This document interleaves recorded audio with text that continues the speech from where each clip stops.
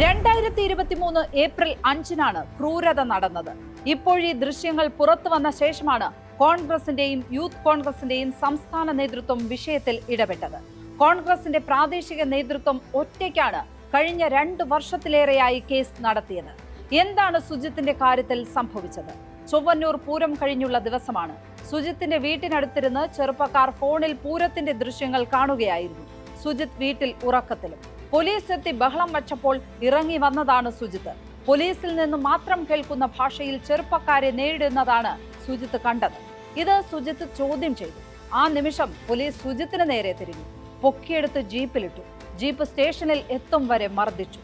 സുജിത്തിനെയും കൊണ്ടുപോയ ജീപ്പ് ഒറീന ജംഗ്ഷനിൽ നിർത്തി. സ്റ്റേഷനിൽ GD ചാർജ് ഉണ്ടായിരുന്ന ഉദ്യോഗസ്ഥൻ അവിടെ നിന്ന് ഇറങ്ങി വന്ന് ജീപ്പിൽ കയറി മർദ്ദിച്ചു. ജീപ്പ് സ്റ്റേഷനിലേക്ക് എത്തുന്നതിന് മുമ്പ് ഈ ഉദ്യോഗസ്ഥൻ നടന്നു വരുന്നതും CCTV ദൃശ്യങ്ങളിൽ നിന്ന് പിന്നീട് സ്ഥിരീകരിച്ചു. സ്റ്റേഷനിൽ എത്തിച്ച് മുകളിലെ നിലയിലേക്ക് സുജിത്തിനെ കൊണ്ടുപോയി. അവിടെ SIയുടെ നേതൃത്വത്തിൽ ചൂരലെടുത്തായിരുന്നു മർദ്ദനം. ഇത്രയേറെ മർദ്ദനമേൽക്കാൻ സുജിത്ത് അതിനു മുമ്പ് ഒരു കേസിലും പ്രതിയല്ല. എന്തെങ്കിലും ക്രിമിനൽ കുറ്റം ചെയ്തു എന്ന ആരോപണം നേരിട്ടിട്ടില്ല.